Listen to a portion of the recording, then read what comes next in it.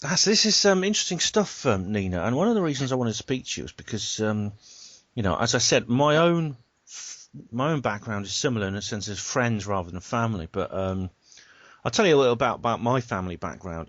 My mother was also a psychologist.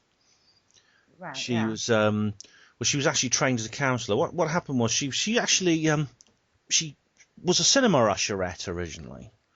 Yeah. So she came from what the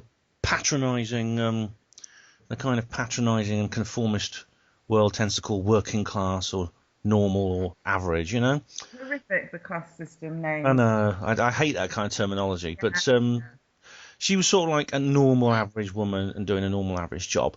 Yeah. So, of course, I don't. That's not the kind of terminology I would use. That's just No, no. society says. Yeah. And she decided she was going to go to university and get an education. And in those days, it was much easier to do than it is now. You Yeah. can get grants and you can get a grant and things like that. So she wouldn't have to borrow any money like you do now. Yeah. So she went and did a psychology degree, and she trained as a counsellor, and she became a qualified practicing counsellor. But just sometime during her training, so can you hear me all right? Yeah. Sorry, I was just So there's listening. an internet connection problem. It's all right. Don't worry about it. Sometime during her training, she came across a woman, an elderly lady, who she brought home with her, and she became very close friends with. And I mean, I'm not exactly sure how they got together and why this woman took an interest in my mum and why they became such kindred spirits. I'm not sure about that. I don't know how that happened. But this woman was a very strange character. She was from Scotland too, which is why I thought, Right. maybe your granddad might have known her because Yeah. he's in the psychology business. She was too. Um, and the thing about what it was, she's like I say, she and my mum were absolutely inseparable. They were like, in a sense, she kind of adopted my mum Right. informally. Yeah. Uh, but she was very, very unpleasant to me. Yeah. She was rude and aggressive and abrasive towards me. Not my brother, just me. And this is when I was like about 12, 13 years old, teenager. Yeah. Yeah. And I found it very upsetting. She talked to me like I was a servant. As soon as she walked in the house, she'd be snapping her Oh, fingers, saying, "Ben, go and get me a cup of coffee," things like that. oh my God, that's scandalous. It was very pain. What made it more painful was that my mum used to jump on her bandwagon when that happened. Yeah. She'd be nasty to me as well. Oh, Whenever this woman Isabel was in the house, yeah. her Bless. name was Isabel. She was a Scottish lady, and I was very confused and upset by this for many years. And Yeah. then many, many years later, when I sort of started getting into the conspiratorial business, I found out something very curious because I found out exactly who that woman was. Yeah.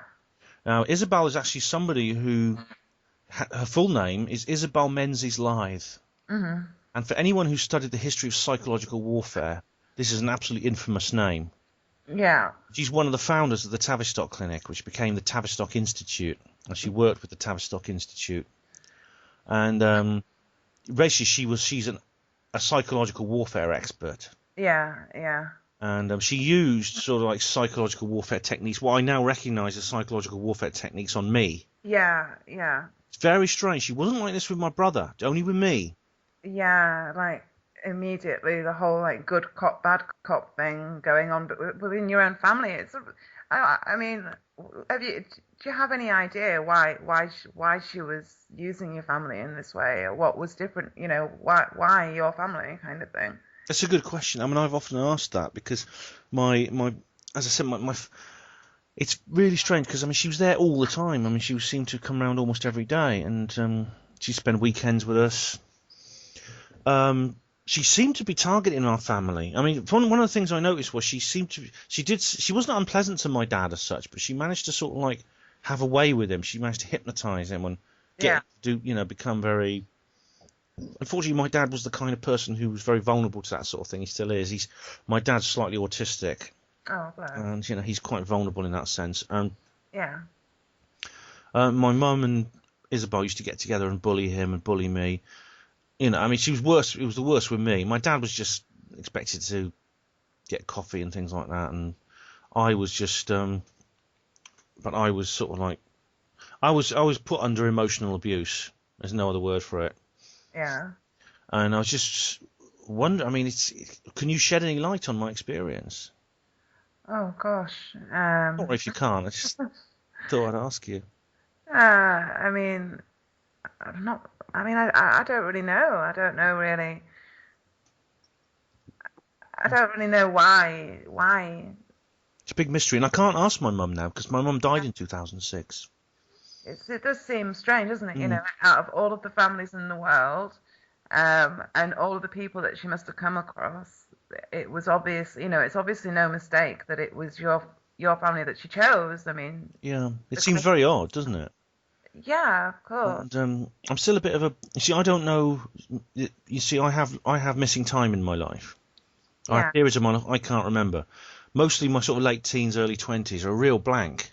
really, I have trouble remembering them. Yeah, I have trouble remembering what happened to me. right. So, I can't. It's very, very, very difficult. yeah, You know. And see, it's not like alien abductees have missing time where a few hours goes. In my case, it's years out of my life. I don't remember. I know I was there, yeah, but I mean, it's weird things happen because when I was a porter, you see, I was a hospital porter yeah, at John Radcliffe. I met this guy at a party a good few years ago now, and he said, "Oh, Ben," he remembered me, and he said, I didn't know who he was. He said, "Oh, I'm Derek," and I said, "Who?" uh-huh. And he says, "Don't you remember me? We knew each other. We met a couple of years ago. You trained me up for delivery suite." Oh So wow, what happened was I've been training this guy for about a fortnight. I yeah, should remember him. I remember people I remember people I've met long ago than that. yeah, Why didn't I remember Derek? It's because he was in my life during one of these lacunae right, in my memory. yeah. So it's a very, very strange sort of like my background is very strange in that sense. You know, I'm just wondering, what age would you say that your memories start as a child? 3 years old is my earliest memory. Because you know, I do have two memories but up until starting school, apart from like two kind of random memories, I don't really have anything. There's nothing there, and I just thought that that was like not quite normal. You know, that most people's memories don't really start until that age. And I was looking into it not that long ago, and I realized actually that really isn't that normal. Most people, oh, some people can remember stuff from being like 1.5, 2 years old Yeah. onwards. Mm. That It's is, strange because I mean my mum was actually a psychiatric patient as well. I should mention, and this happened when I was about 5 years old. My mother was a psychiatric inpatient. She had a nervous breakdown basically. oh, bless. I haven't talked about this before on the air or anywhere else, so this is a All right. Panwo exclusive everywhere. But yeah, my mum had a nervous breakdown.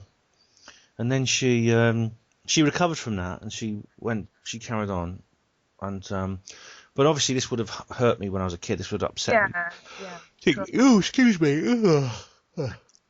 And then all kinds of strange things happen. I mean, and I've never had any sort of like hypnotic regression or anything like that. No, no. I mean, But I do wonder about my background, whether I might have some kind of things happening to my life, like yourself and other people yeah, within the Amash project have, because I've become very sort of like close to people within the Amash project. I have no conscious memories of alien contact, no, my labs, anything like that. yeah, no. Yeah, I haven't either. No, No. not. I mean, I've seen crafts, but I haven't got any Mm. abductee experiences. Yeah, I mean, I've had close encounters with. I've not had close encounters. I've had sightings of about a dozen objects in the sky I can't Yeah, explain. I think there are three actually which stand out, which really do defy explanation. right. So I've had Yeah, sightings of about the UFOs. same as me actually. Yeah, I've had Yeah, sightings of UFOs, but I've got no. I do have missing time in my life, but I have no conscious memory. But I have been very, very emotionally drawn towards people and the subject of yeah, UFOs and alien contact. yeah, And of course, I often wonder myself how I became a conspiracy theorist, so-called, because no one else in my family is, yeah, including the generation after me, which is my daughter yeah, and her cousins and people like that. No one in anyone else in my family is any interest. My brother is completely different from me in every way. yeah. If you met us, you wouldn't believe we were brothers. So different. Interesting, interesting. Yeah. But we're doing the same job now, which is but the only thing we have in common. But Really? he's a gardener, and I was a hospital porter. Now I'm a gardener as well. But it's very, very peculiar that and my mum and dad were in no way interested in anything like this. Same with my grandparents. And my daughter, as I've already said, thinks I'm crazy. Well, I think we said off the air, didn't we? I've got an Yeah, 18-year-old daughter who thinks I'm a loony. yeah. She thinks her father's a nut job. So where did it come from? Where did my conspiratorial awareness come from? Well, I don't know, but I don't like to think of any of us as being into conspiracy theories. I think the only conspiracy theory is to believe the government lies and the media lies, and the only conspiracy is to believe all the nonsense that we're meant to be believing. We're not conspiracy theorists. We are into the true picture, the true Yeah, realities that are going on. We are yeah, certainly the only conspiracy theorists are the people who are sat at home laughing and scoffing at us, thinking that we are conspiracy theorists. No, it's not us. It's them. yeah. That's right. They believe in a conspiracy that Osama bin Laden organised 19 guys with, what was it, Exactly. hardware tools to take over some airplanes and beat the best defended airspace in the world. Yeah, that's right. The So they're first, the conspiracy. I mean, you're right, yeah. Nina. That's a bad terminology I used there, but it's just that's what No, they I sort didn't of mean label it us. like that. And I totally do get the point you're making. I just felt it needed saying because obviously, Yeah, the craziness is to believe what we're told to believe. But yeah, I mean, I don't know, Ben. It's a similar situation for me. I come from a family where you very much meant to believe in you, and well, you meant, you're not meant to really be investing all this time and energy into things, especially things which don't have a paycheck at the end of yeah, the day, and yeah, no, I mean, my family's the same. They all think I'm absolutely bonkers. I don't discuss this stuff with them. It just isn't worth it. It invokes really angry reactions, especially yeah. mother. Oh, Jesus Christ, it really does invoke pure rage. Yeah, I mean, I've given up talking to my family about these subjects. I did talk about it at the hospital when I was working there, when I was a porter serving at the hospital, and I was very outspoken and I developed a bit of a reputation, Yeah, it's the being a same. bit, some people didn't like it. Yeah, it's the same at my work. They all seem to think that I'm totally bonkers. Mm. They just have this like snigger, and yeah, I mean, I don't talk to them about it, but I do post stuff on Facebook, so people see what you're posting, don't they? Yeah, Even if you don't want them to, or even if they don't want to, they get a gist of what you're into. that's very true. Yeah.